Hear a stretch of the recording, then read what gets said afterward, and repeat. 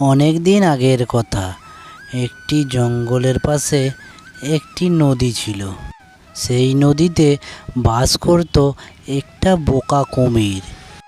আর জঙ্গলের ভিতরে বাস করত একটি চালাক শেয়াল। শেয়াল পানি খাওয়ার জন্য প্রতিদিন নদীতে যেত। তখন কুমিরের সঙ্গে তার কথা হতো। কি কুমির ভাই, কেমন আছো? আছি, খুব ভালোই আছি। আর তুমি কেমন আছো ভাইয়া? আমিও ভালো আছি ভাইয়া। আর এখন তো খুব ভালোই আছি, কারণ আমাদের চাষাবাদ থেকে খুব ভালোই ফলন হয়েছে। সারা বছর খেয়ে পড়ে যা থাকবে তা বিক্রি করলে অনেক টাকা পাওয়া যাবে। তা ভাই, এসো না একদিন ডাঙায়, দেখে যাও আমরা কি চাষাবাদ করছি। হ্যাঁ, একদিন যাব। শিয়াল প্রতিদিন পানি খাওয়ার জন্য নদীতে যেত এবং সে কুমিরকে চাষাবাদের নানান ধরনের গল্প শোনাতো। একদিন শিয়াল প্রতিদিনের মতো নদীতে পানি খেতে গিয়ে দেখলো যে কুমিরের খুব মন খারাপ। তখন শিয়াল জিজ্ঞেস করলো, এই কুমির ভাইয়া, মন খারাপ কেন?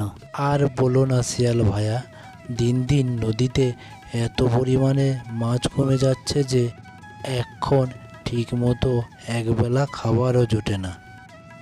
মনে হচ্ছে ডাঙায় গিয়ে তোমার সঙ্গে চাষাবাদ করতে হবে।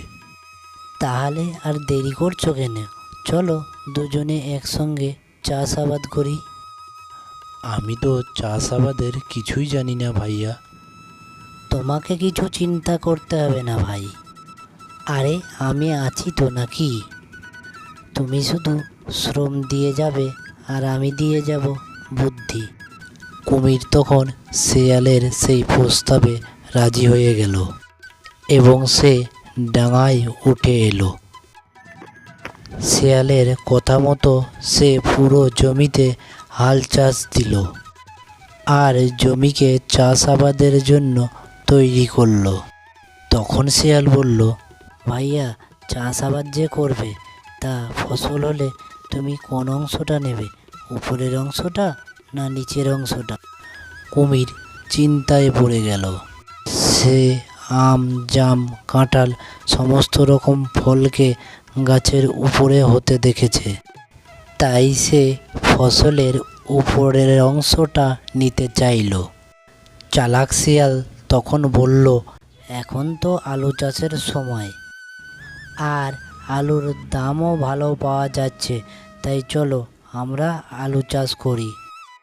কুমির শিয়ালের সেই কথায় রাজি হয়ে গেল এবং সে মাথার ঘাম পায়ে ফেলে কঠোর পরিশ্রম করে আলু চাষাবাদ করল। কিছুদিন পর যখন ফসল তৈরি হয়ে গেল, তখন কুমির আলু গাছের উপরের অংশগুলি কেটে নিয়ে চলে গেল। বাড়ি নিয়ে গিয়ে দেখল সেগুলিতে কিছুই নেই। আলু যে মাটির নিচে হয় সেটা কুমিরের জানা ছিল না।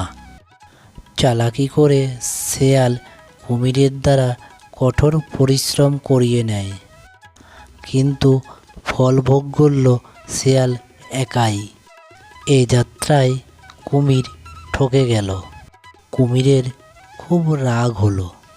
সে আবার শেয়ালের সঙ্গে দেখা করল এবং সে বলল, চলো আমরা আবার চাষাবাদ শুরু করি, তবে এবার আমি কিন্তু ফসলের নিচের অংশটা নেব।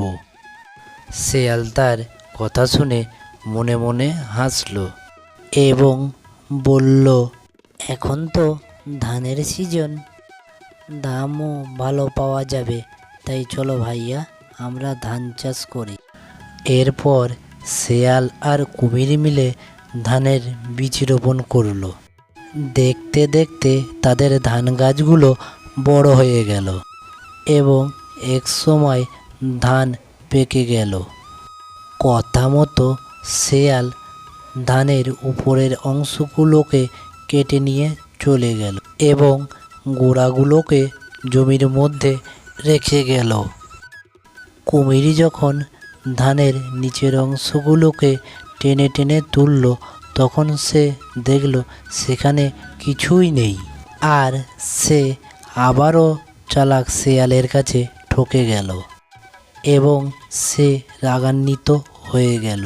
এবার কুমির শেয়ালকে ঠকানোর জন্য আবারও চাষাবাদের জন্য মনস্থির করল।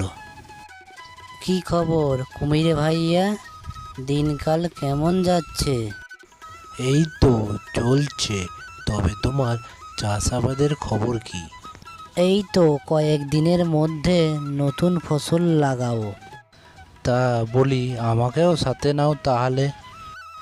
ঠিক আছে, তাহলে তুমি সাথে থাকলে তো ভালোই হয়।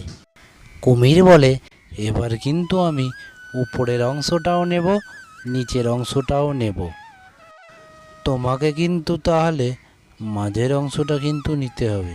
এই কথায় রাজি থাকলে আমি তবেই তোমার সঙ্গে চাষাবাদ করব। এই কথা শুনে শিয়াল মুচকি হাসল এবং বলল, হ্যাঁ সেটা ঠিক আছে, এখন তো আখের সময়, চলো আমরা আখ চাষ করি। শেয়াল ও কুমির মিলে যথারীতি আখ চাষ করলো। একটা সময় গাছগুলো বড় হয়ে গেল। একদিন কুমির ও শিয়াল মিলে সেখানে এসে উপস্থিত হলো। শিয়ালের জন্য আখের মধ্যখানের অংশটাকে রেখে দিয়ে কুমির উপরের অংশ এবং নিচের অংশটাকে কেটে নিয়ে চলে গেল।